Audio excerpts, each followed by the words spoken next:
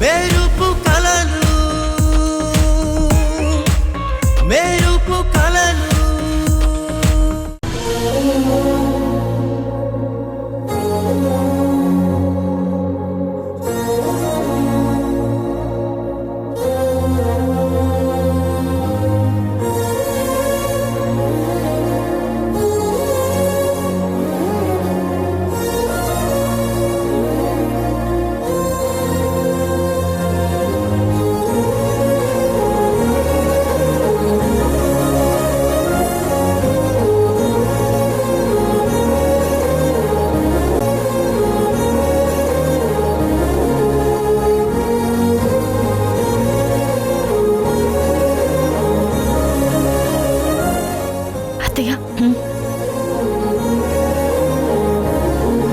సమయం ఎలా ఉన్నాడు వాసు?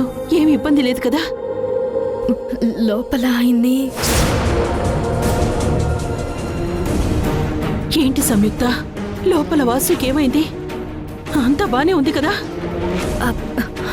అంతా బానే ఉంది అత్తయ్య. భోజనం కూడా చేశారు. తను చేసిన పనికి మిమ్మల్ని బాధపడద్దు అని చెప్పారు. త్వరలోనే అన్నీ సర్దుకుంటాయి, తాను ఇంటికి వస్తానని చెప్పారు. మిమ్మల్ని జాగ్రత్తగా ఉండమన్నారు.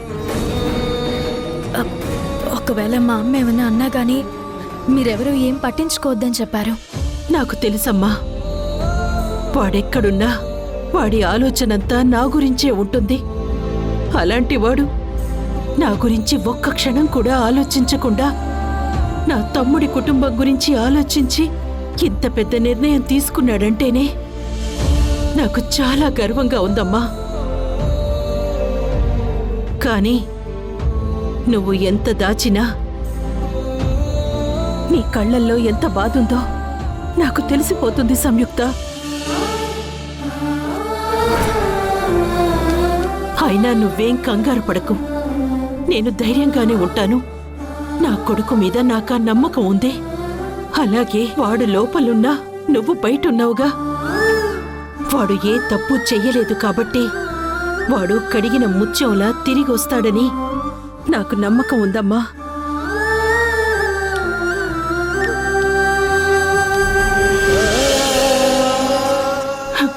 నువ్వు జాగ్రత్తమ్మా.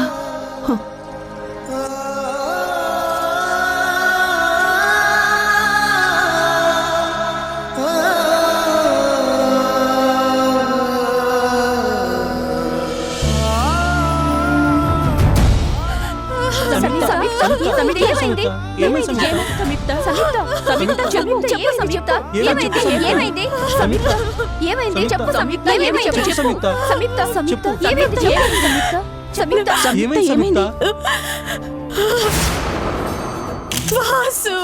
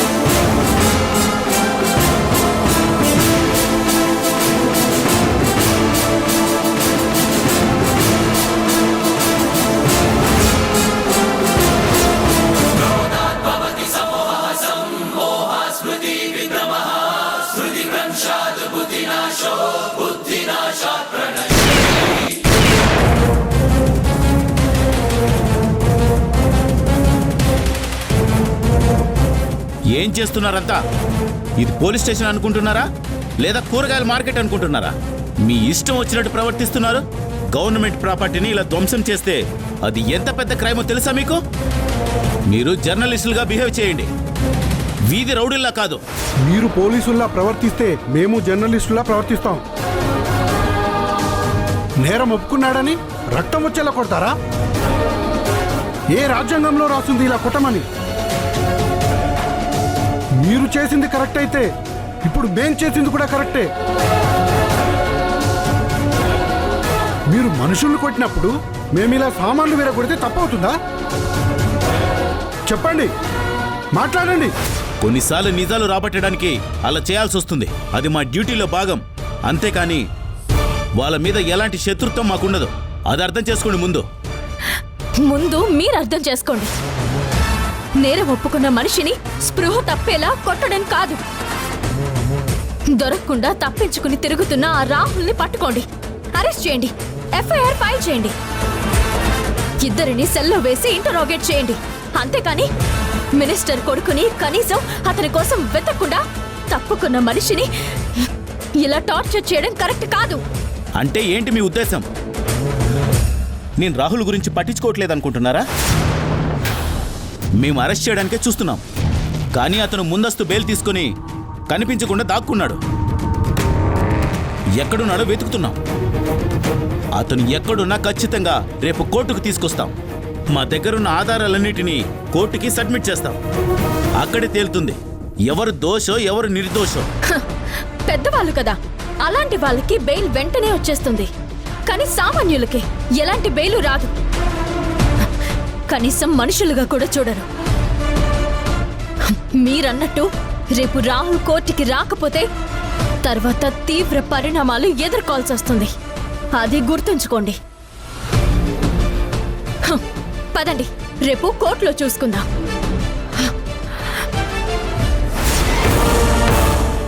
ఈ రోజు రాత్రి అతని మీద ఒక చిన్న ఈగ వాలినా నేను సహించను.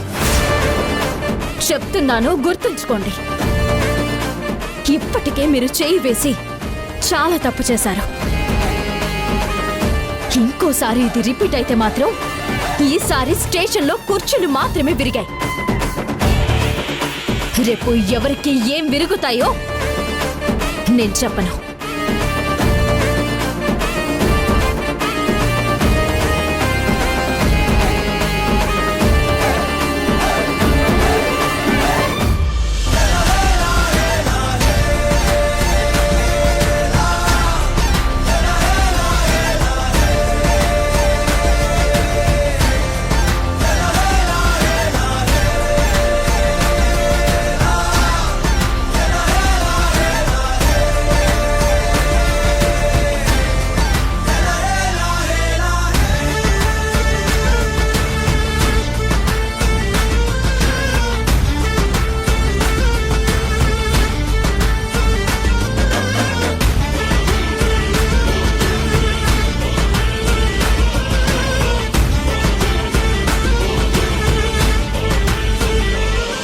రేపు కోర్టుకు సబ్మిట్ చేస్తే మన దగ్గర ఉన్న సాక్ష్యాధారాలు సరిపోతాయా? వాటితో మనం మీ ఫ్రెండ్ని నిర్దోషిగా విడిపించి ఆ రాహుల్ని దోషిగా శిక్ష వేయించగలమా? లోపల నేను మీ ఫ్రెండ్తో మాట్లాడినప్పుడు తను నాకొక విషయం చెప్పాడు. మనం మిస్ అయిపోయిన అమ్మాయిని పట్టుకుంటే గాని రాహుల్కి సరైన శిక్ష వేయించలేము. అలాగే మీ ఫ్రెండ్ని నిర్దోషిగా బయటికి తీసుకుని రాలేము. సో మనం ఎలాగైనా ఆ అమ్మాయి ఎక్కడున్నా త్వరగా పట్టుకోవాలి. మనకి టైం లేదు. నేను అదే ఆలోచిస్తున్నాను. ఆ అమ్మాయిని ఎంత వెతికినా ఆచూకీ దొరకడం లేదు. ఏం చేయాలో అర్థం కావడం లేదు. చూస్తుంటే అన్ని దారులు మూసుకుపోయాయనిపిస్తుంది. నిజం చెప్పాలంటే నాకు చాలా భయంగా ఉంది. మన భయమే మనల్ని ఓడిపోయేలా చేస్తుంది. ఇది భయపడే సమయం కాదు, ధైర్యంగా పోరాడే సమయం. మీ ఫ్రెండ్ కోసం మీరు, మా అత్తయ్య కొడుకు కోసం నేను యుద్ధం చేస్తున్నా. ఈ యుద్ధంలో మనం గెలవాలంటే మనకి కావలసిన ఆయుధాలు ఆ రాహుల్ దోషి అనడానికి, నేరస్తుడు అని నిరూపించడానికి మనకు ఆధారాలు, సాక్ష్యాధారాలు అన్నీ కావాలి. వాటన్నిటికన్నా ముఖ్యంగా మనం ఆ అమ్మాయిని పట్టుకుని తీరాలి. లేదంటే మనం యుద్ధంలో ఓడిపోతాం. నీచుడు దుర్మార్గుడు అయిన రాహుల్ గెలుస్తాడు. అది జరగడానికి వీల్లేదు. ఎంత కష్టమైనా సరే ఆ అమ్మాయిని ఈ రాత్రికి పట్టుకుని తీరాలి. మనమందరం తల ఒక దిక్కు మీకున్న పరిచయాలతో వెతికితే ఖచ్చితంగా అమ్మాయి ఎక్కడున్నా దొరుకుతుంది. అవును.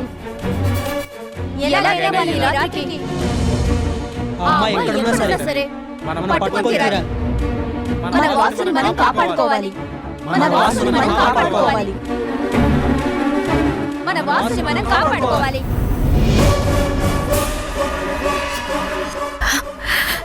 మీరు మీ ఫ్రెండ్ కోసం చేస్తున్న సహాయాన్ని చూస్తూ ఉంటే ఈ లోకంలో స్నేహం ఎంత గొప్పదో అర్థమవుతుంది. మీకెలా కృతజ్ఞతలు చెప్పుకోవాలో కూడా నాకు తెలియడం లేదు. చాలా చాలా చాలా థ్యాంక్స్ అందరికీ. దయచేసి మీరు అలా మాట్లాడొద్దు. వాడు నా ఫ్రెండ్. వాడి కోసం నేను ఈ మాత్రం కూడా చేయకపోతే ఇక ఫ్రెండ్షిప్కి అర్థమే ఉంటుంది. పదండి అందరూ ఆ అమ్మాయిని వెతికి పట్టుకుందాం. రేపా కోర్టులో రాహుల్కి శిక్ష పడేలా చేద్దాం. ఏమంటారు అందరూ? మన వాసుని విడిపిద్దాం. పదండి.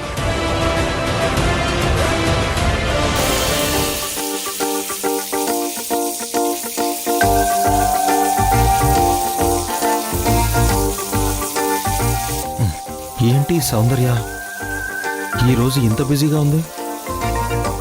మార్నింగ్ నుంచి కాల్ చేస్తుంటే ఏదో మీటింగ్ అంటుంది. ఇందాక ఫోన్ చేస్తే 10 minutes అంది. ఇంకా రావట్లేదు.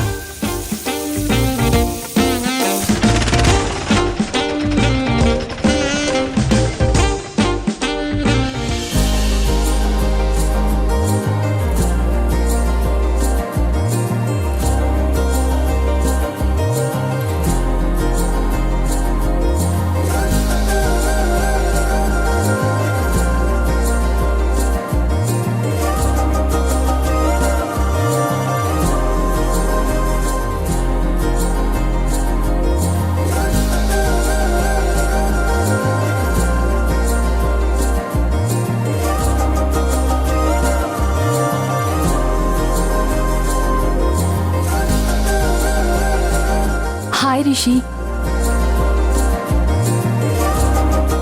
హలో రిషి, మార్నింగ్ నుంచి కలుద్దామని కాల్ చేసి నేను వచ్చేసే టైంకి ఏదో ఊహల్లో ఉన్నారు. నిన్ను నీ సౌందర్యాన్ని చూసి నన్ను నేను మైమర్చిపోయానని చెప్పాలనుంది, కానీ ఇప్పుడు చెప్పలేకుండా ఉన్నాను.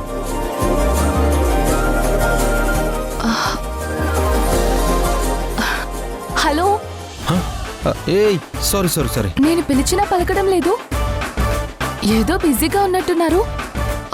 నేను మళ్ళీ కలవనా? జస్ట్ ఏదో మూడ్లో ఉండి కూర్చోండి.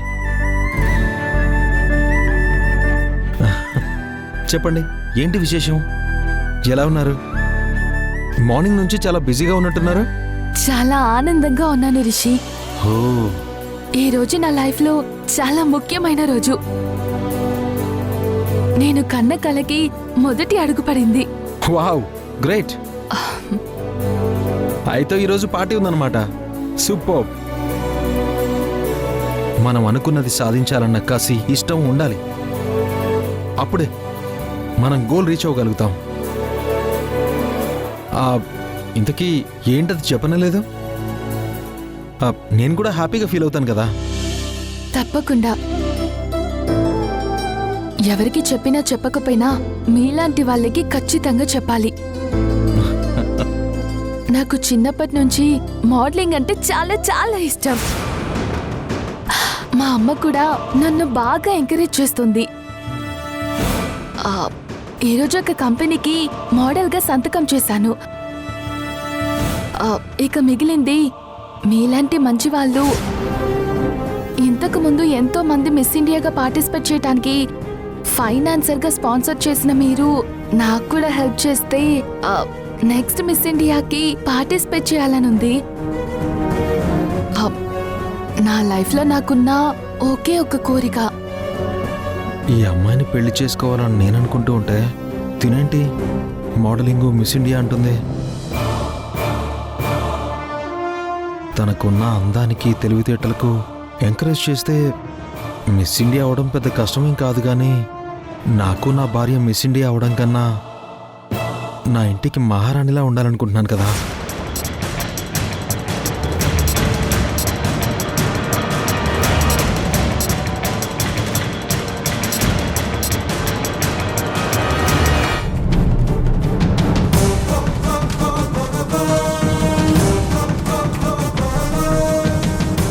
ఏంటి రిషి గారు, నాలాంటి వాళ్ళు మిస్ ఇండియా అవ్వాలంటే మీలాంటి వాళ్ళ హెల్ప్ కావాలి. అందుకే అడుగుతున్నాను, నాకు సపోర్ట్ చేస్తారుగా? యా, నువ్వు మిస్ ఇండియా అవ్వాలనుకుంటున్నావు.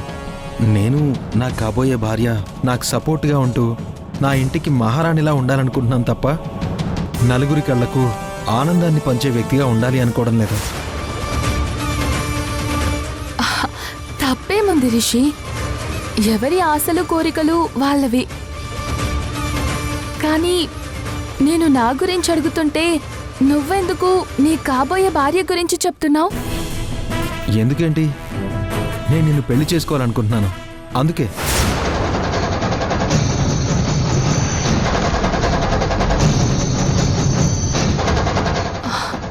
ఏం మాట్లాడుతున్నావు Rishi? Are you kidding? No Soundarya, అసలు నేను ఇండియాకి వచ్చిందే నిన్ను పెళ్లి చేసుకోవడం కోసం.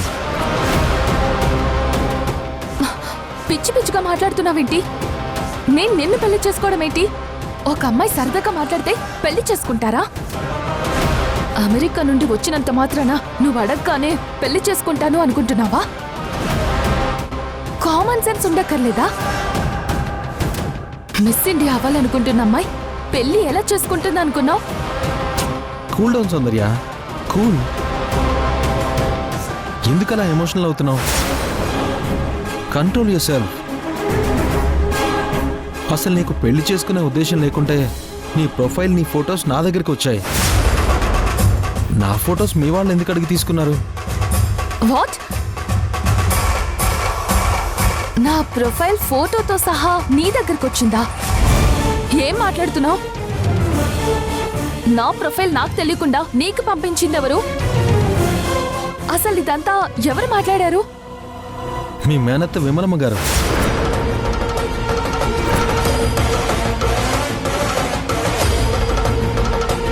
పెళ్లిళ్ళ పేరాయి ద్వారా ఇదంతా చేశారు. మేనత్త అంటే అమ్మ తర్వాత అమ్మ లాంటి వాళ్ళు. మేనకోడల మీద పూర్తి హక్కు కలిగి ఉంటుంది. అలాంటి ఆవిడ సంబంధం కలుపుకోవాలనుకుందంటే మీకు తెలియకుండా ఎలా జరుగుతుంది? చూడు రిషి, నిజంగా ఇదంతా జరిగినట్టు నాకు తెలీదు. అయినా నా పెళ్లి డిసైడ్ చేయడానికి ఆవిడెవరు? మేనత్త అయినంత మాత్రాన నువ్వు అన్నట్టు నా మీద హక్కులు ఆవిడకి ఎందుకుంటాయి? ఈ విషయంలో నేను మా డాడీ మాటే వినలేదు, ఇంకా మేనత్త మాట నేనెందుకు వింటాను? చూడు, నాకు పెళ్లి మీద ఎలాంటి ఇంట్రెస్ట్ లేదు. నాకున్న ఏకైక ఇంట్రెస్ట్ మిస్ ఇండియా అవ్వటం, తర్వాత ప్రపంచంలోనే పెద్ద మోడల్గా పేరు తెచ్చుకోవాలి. అంతేగాని ఒకరిని పెళ్లి చేసుకొని అతనికి, అతని ఫ్యామిలీకి వంటలు వండి పెడుతూ పిల్లల్ని కంటూ అతని వంశాన్ని పెంచాలన్న ఆలోచన నాకేమాత్రం లేదు. ఈ సౌందర్య కాబోయే మిస్ ఇండియా, అదే నా ఐడెంటిఫికేషన్. అది తప్ప నాకు ఇలాంటి వాటి మీద ఏమాత్రం ఇంట్రెస్ట్ లేదు. ఒకవేళ నీకు నా మీద అలాంటి ఉద్దేశం ఏమైనా ఉంటే ఇంతటితో దాన్ని వదులుకో. ఇంకెవరినైనా చూసుకో. Good bye.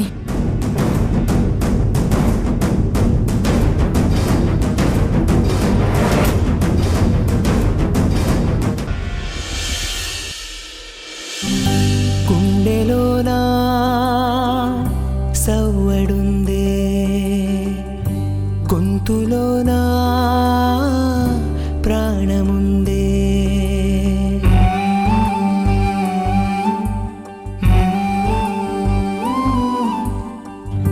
గుండెలోనా సవ్వడుందే, గొంతులోనా ప్రాణముందే. ఊపిరి మాత్రం ఉన్న పళంగా పోతున్నట్టుందే.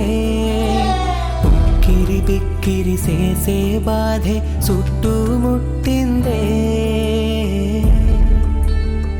ఓరోరి దేవుడో ఎన్నెన్ని సితరాలు సేతావు నీ రాతలో నీ సేతి బొమ్మలా ఈ నేల మీద మేము ఆడాలి ఎన్ని ఆటలు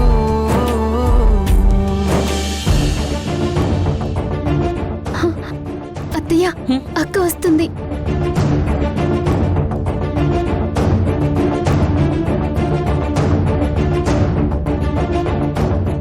అత్తయ్య అమ్మా సమయం ఏమైందమ్మా? వాసు ఎలా ఉన్నాడు? వాడు నిర్దోష్ అంటానికి ఏవైనా ఆధారాలు దొరికాయా? ఏమైనా తిన్నాడా వాడు? పోలీసులు ఏం అనడం లేదు కదా? నాకెందుకో భయంగా ఉందమ్మా, చెప్పమ్మా.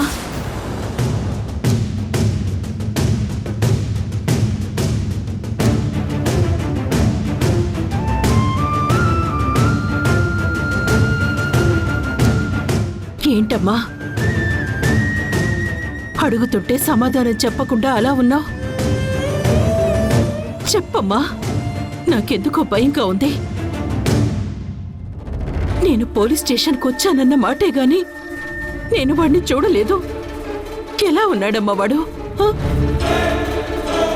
మీ అబ్బాయిని మీరు అలా చూస్తుంటే తట్టుకోలేరని మీకు అబద్ధం చెప్పానత్తయ్య. నన్ను క్షమించండి అత్తయ్య.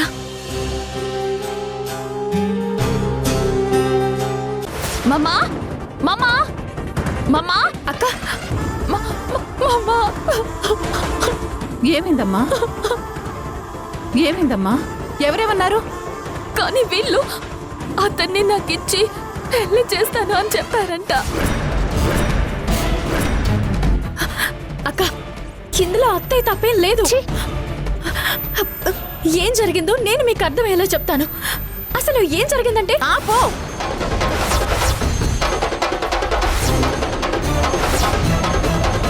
ఆపు.